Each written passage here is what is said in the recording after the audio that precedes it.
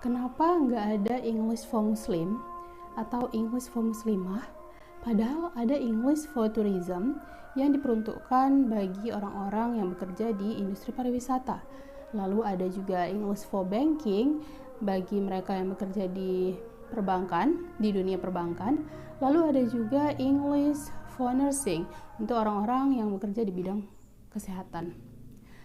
Kalau kita perhatikan English for Tourism, kemudian English for Banking dan semacamnya, yang itu adalah bagian dari ESP, English for Specific Purposes, yaitu materi bahasa Inggris yang dikhususkan untuk tujuan-tujuan tertentu.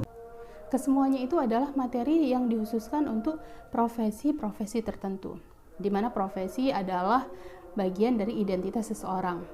Nah, kalau ada English atau materi bahasa Inggris yang dikhususkan untuk profesi tertentu sebagai bagian dari identitas seseorang, kenapa nggak ada bahasa Inggris yang dikhususkan untuk Muslim atau Muslimah yang adalah juga identitas seseorang? Bahkan identitas sebagai Muslim atau Muslimah itu adalah identitas yang lebih utama dibanding identitas seseorang yang berkaitan dengan profesi. Nah, karena pemikiran itulah kemudian aku terpikir merumuskan English for Muslimah. Sebenarnya juga bisa English for Muslim gitu ya, tapi karena aku Muslimah jadi English for Muslimah. Nah, English for Muslimah ini adalah materi bahasa Inggris yang kemudian dibatasi dan dipadatkan dengan konten-konten yang berkaitan dengan Islam, konten-konten keislaman. Jadi, seperti halnya ESP yang contohnya tadi seperti English for Tourism yang materinya itu dibatasi pada hal-hal yang berkaitan dengan pariwisata untuk kemudian bukan hanya mereka menguasai bahasa Inggris tapi juga bahasa Inggris yang memang berkaitan dengan pekerjaan mereka, maka English for Muslimah ini juga demikian, menguasai bahasa Inggris juga tapi secara bersamaan juga insya Allah membantu kita menjadi muslimah yang lebih baik. Bicara soal penguasaan bahasa, seringkali seorang pembelajar bahasa itu dianalogikan seperti seorang bayi, di mana bayi itu seperti kertas kosong yang benar-benar belum memiliki kemampuan berbahasa sama sekali.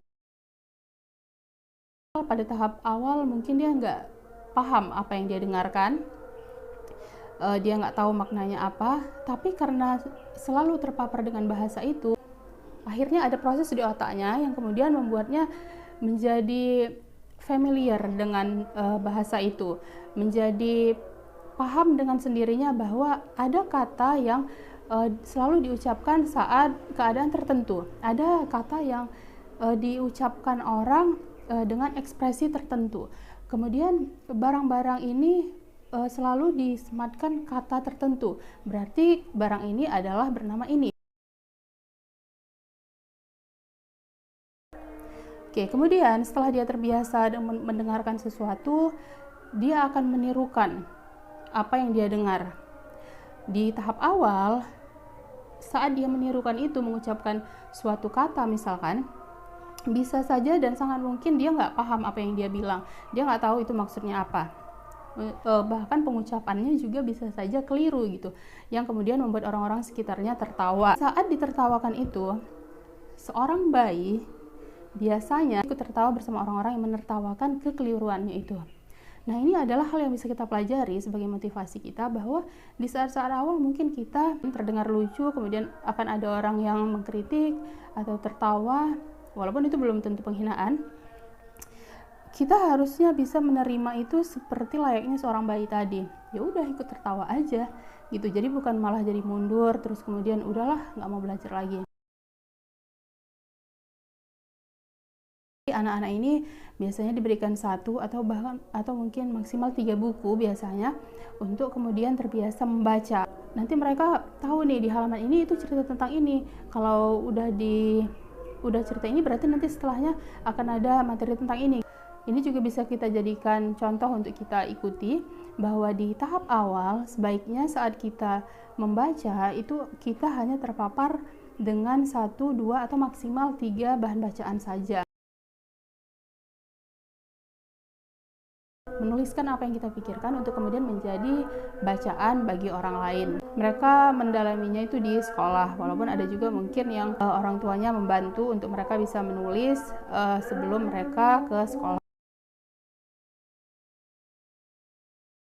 Jadi kalau tadi ada English for Muslimah, bahasa Inggris yang materinya itu dikhususkan untuk muslimah, maka teman-teman coba bikin English for me. Jadi teman-teman bikin kurikulum yang benar-benar punya teman-teman gitu. Jadi kayak tadi kan muslimah itu kan salah satu identitas teman-teman gitu. Jadi kan sementara satu orang kita teman-teman yang nonton ini, begitupun aku sebagai sesama muslimah, kita punya kepribadian yang beda, kita punya identitas yang berbeda. Yang perlu teman-teman perhatikan saat membuat kurikulum pribadi ini adalah